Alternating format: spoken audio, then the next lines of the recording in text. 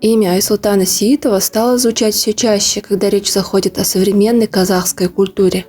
В частности, на виду его усилий по созданию музыкальных клипов как для отечественных и зарубежных исполнителей, так и его участие в популяризации новой волны казахстанских исполнителей на проекте OU Live.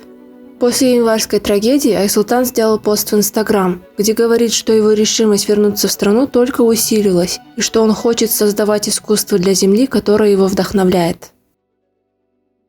Это сентиментальное обещание материализовалось в виде его дебютного полнометражного фильма «Каш». «Каш» был анонсирован 1 декабря 2021 года, ровно за год до его премьеры. Конечно, не будет преувеличением сказать, что люди ожидали выхода этого фильма с таким же нетерпением, как, например, афроамериканцы ждали черного супергероя в киновселенной Марвел. Фильм давал надежду, что привнесет в медиа запоздалую репрезентацию душераздирающей и мрачной части нашей истории.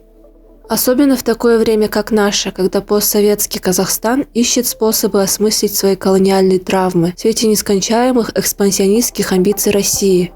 Люди ищут способы сказать, что это мы, и это наша история, наш язык и наша культура, которые давно и мучительно замалчивались и подавлялись. Так что неудивительно, что флаг патриотизма, который Айсултан развивает перед людьми, и их потребность в изображениях, которые отражают их внутренние стремления, создали такое идеальное сочетание. Можно сказать, не случайно дата премьеры «Каш» выбрана 1 декабря. Дата, которая ранее использовалась как День первого президента, теперь переопределена как новый национальный праздник, знаменующий собой долгожданный культурный момент. Но является ли фильм тем культурным моментом, который мы себе представляем? Не случайная тема, которую решил затронуть Айсултан. Ашаршилах, удушающий рукотворный голод сталинской эпохи, привел к гибели и переселению миллионов этнических казахов. Он является грызущей травмой, которая до сих пор сохраняется в коллективном бессознательном нашего народа.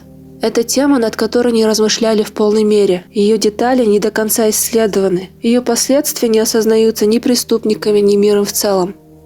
Итак, Айсултан, пресловутый человек из народа, направляет свой визуальный арсенал прямо в сердце народной боли. Однако еще предстоит определить, достаточно ли велики орудия Айсултана для решения темы такого масштаба. Изучая формирование русской идентичности в постсоветский период, исследовательница Эдит Клюс выдвигает термин воображаемой географии. В советское время люди отождествляли себя с историческим прогрессом, с утопическим будущим. Идентичность была переплетена с понятием времени.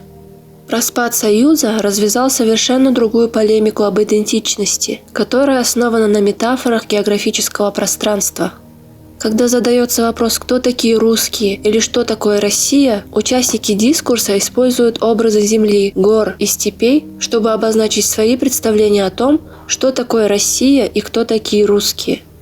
Особенно сейчас, когда Россия ведет войну, чтобы навязать свое понимание того, где начинаются и заканчиваются ее границы. А где заканчивается граница России? Граница России заканчивается через Берингов пролив с США.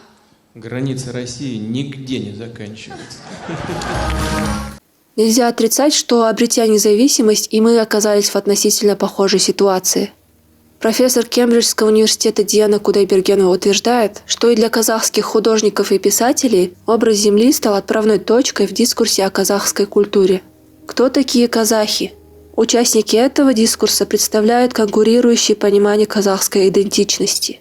Воображаемые географии в изображениях художников, которые спонсируются государством, статичны и безобидны. Степь, как ее изображали и в советские времена, красивая, неконфликтная и сакрализованная. Она символизирует первобытность и чистоту. Здесь можно представить картины, которые висят в национальных музеях или продаются в сувенирных лавках. Речь идет о превращении степи в товар. Можно сказать, что государство таким образом продает свой мерч. Независимые художники, в свою очередь, работают с тем же пространством, что и первые. Однако степь в их изображениях наполнена разного рода девиантными изысканиями. Например, в работах художницы Алмагуль Мельнебаевой образ степи феминизирован и нарочно экзотизирован. Голые женские тела будто растворяются в бескрайности степного горизонта. Говоря о том же Ашар-Шылык, вот картина художницы Сауле Сулейменовой под названием «Исход казахов». В основу работы заложен прототип архивной фотографии казахов, которым пришлось вернуться в голодную степь из-за дискриминации и давления, оказанного в странах, в которые они бежали. Как инструмент написания картины, Сауле Сулейменова использовала пластиковые пакеты и обертки от шоколадных конфет, хлеба и чая. Здесь можно поговорить о вторичном использовании пакетов, об экологии, о мире капитализма с яркими обертками, изобилии продуктов питания в наше время. И можно даже заметить некую иронию. Связь с тем, кем мы были тогда и кто мы такие сейчас, почти век спустя от трагедии. Благодаря независимым поискам утраченного наследия, художницы предлагают свое переосмысление пространства, которое не связано с официальной государственной риторикой, а наоборот, призывают отказаться от устоявшихся клише. От изображений кочевой жизни, лошадей на Жайлау, ханов и батыров, мифологизированные истории, которые не выходят за рамки государственной идеологии и которую уже не вернуть. Нужно думать, рефлексировать и выражать свое отношение к теме, с которой работаешь. Возвращаясь к нашему обзору, я очень долго пыталась понять, как режиссер работает с пространством в фильме. Два отправных вопроса. Как степь изображена в фильме «Каш» и есть ли что сказать этим изображением степи? Отвечая на вопрос «как», насколько фильм, помещающий себя в рефлексионное поле одного из самых тяжелых событий колониальной истории Казахстана, равноправно участвует в полемике с тем, что было сказано до него. Если представить шкалу от «участвует» до «совсем не участвует», то я скорее склоняюсь к последнему. В фильме «Каш» есть некая комодификация и эстетизация пережитого ужаса. Картина настолько стерильная, вычищенная и композиционно выверенная, что кажется, что смерть, заполонившая степь, является не более чем декорацией.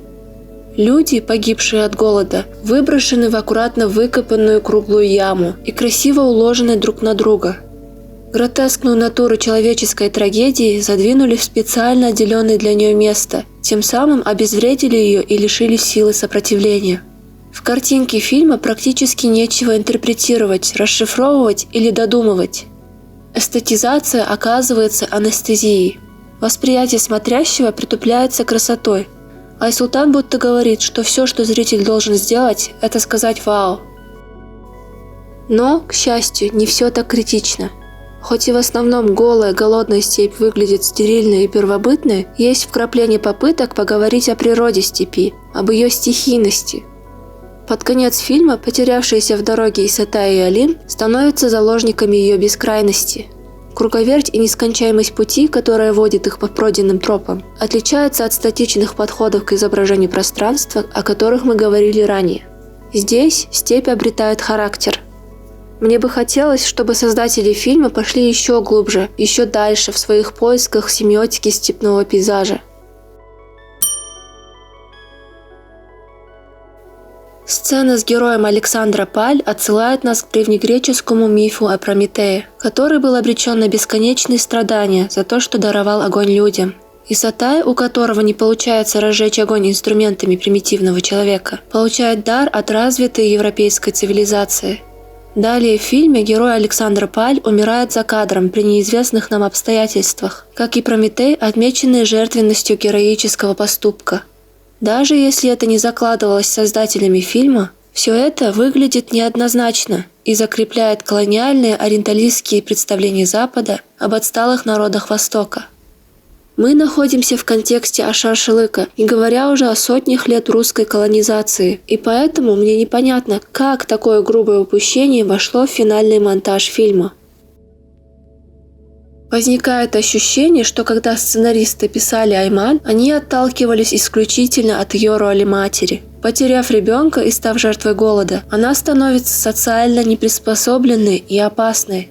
На мой взгляд, ее горе феминизировано, и неумение сценаристов писать женщин в конечном итоге приводит к ее демонизации. Отчаявшаяся и лишенная человечности, она, как какое-то дикое голодное животное, бегает по аулу и наводит страх на его жителей. Айман не говорит, не использует свой голос, чтобы сообщить о себе, о своем состоянии и нуждах. Ее крайне карикатурный образ отсылает нас к Шестернак из тюркской мифологии, демонице с острыми медными когтями и магическими силами, которая убивала мужчин и выпивала их кровь. Шестернак обладает громким пронзительным голосом и своим криком убивает птиц и мелких животных. Это в продолжении разговора об упущенных возможностях звучания фильма. Раз мы берем образы из казахской мифологии, то почему бы не довести их до логического предела? Почему молчит Айман? Она насылает порчу на Исатая, который, как мы знаем по сюжету, также теряет рассудок. Уделом Исатая становится борьба со своим внутренним врагом, желанием съесть своего родного брата, который он в конечном итоге пересиливает. А что становится с обезумевшей Шестернак, мы так и не узнаем. Каш имеет тенденцию оставлять своих второстепенных персонажей на полпути, тем самым приводя зрителя в замешательство своей недосказанностью. Да и вообще сценарий фильма построен на множественных решениях. Аха, попался?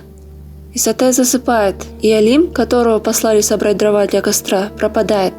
Думали, старик его съел или утопил в реке, а он стоит тут, с дровами. Старик не враг, разбойники не враги, и даже не номинально присутствующие советские власти не враги. Все не так просто, все не то, чем кажется. В этом есть какое-то недооценивание интеллекта зрителя, и фильм не разговаривает с ним на равных, потому что обмануть все-таки не удалось.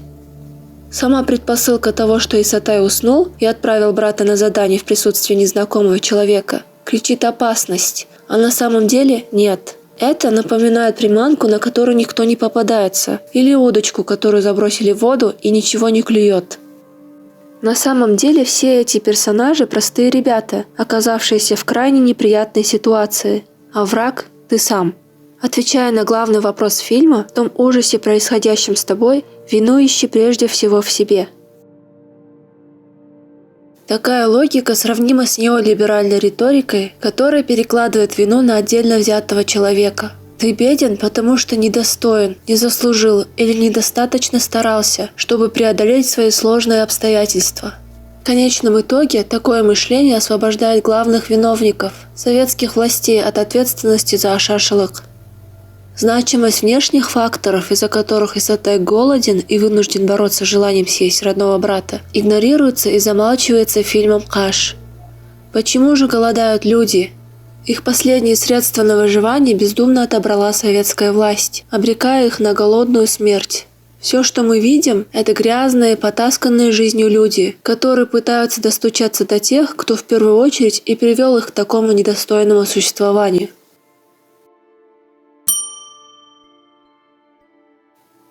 Говоря о дискурсах, есть еще один любопытный спор, который также применим к контексту фильма «Каш». В интервью круглого стола сценаристов The Hollywood Reporter журналист задает Михаилу Ханеке очень курьезный вопрос.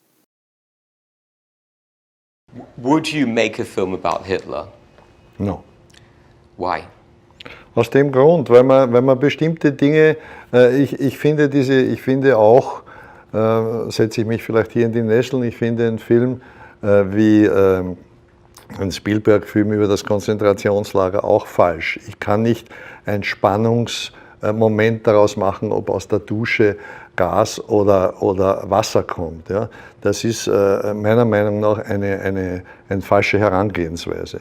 Man kann bestimmte Dinge, es gibt einen Film für mich über das Thema Holocaust, das ist Nuit pro Jahr von Alain René, der hatte sich sozusagen dem Thema in dieser Weise genähert, dass er sagt, wie stehst du dazu, du der Zuschauer, was ist deine Position? Sobald ein solches Thema zur Unterhaltung wird, ist es von vornherein meiner Meinung nach schon undiskutabel.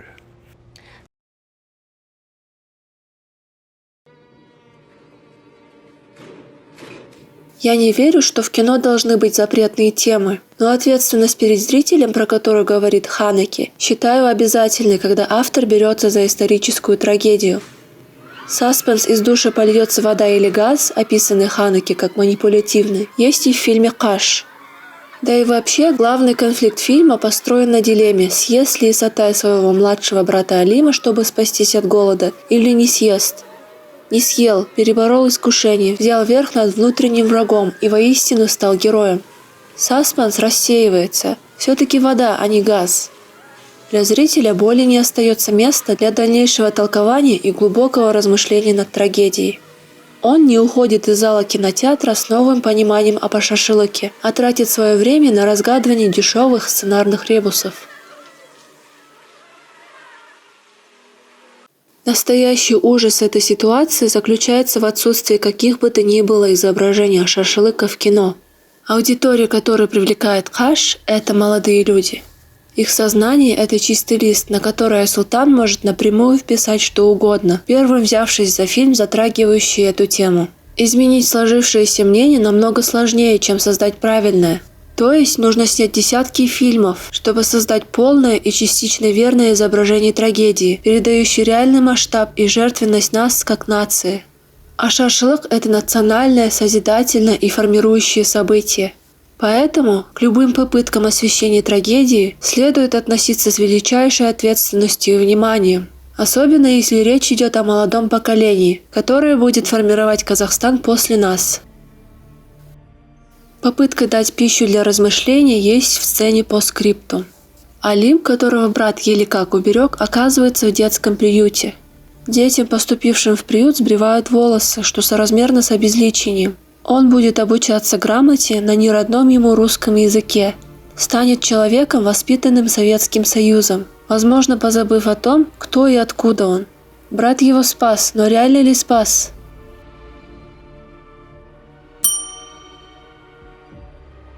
Подытоживая, «Каш» – это фильм множества упущенных возможностей, недочетов, притупляющей эстетизации шашлыка и недостающей рефлексии над ужасающей человеческой трагедией.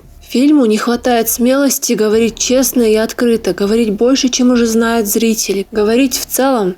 У фильма будто нет смысла как такового. Такое половинчатое отношение неприемлемо для чего-то столь тяжелого, как шашлык. Тем более, учитывая то, что никто до этого не говорил об этом в кино. А это подразумевает монополию на рынок идей. Во всяком случае, взяться за тему, не продумав ее до конца, выдает невнимательность автора к важности этой темы. Будто желание оказаться первым, кто заговорит на тему шашлыка, а не личный интерес, побудил его на создание фильма «Каш». Попробуйте и вы ответить для себя, смог ли фильм дать ответ на свой главный вопрос: кто твой враг?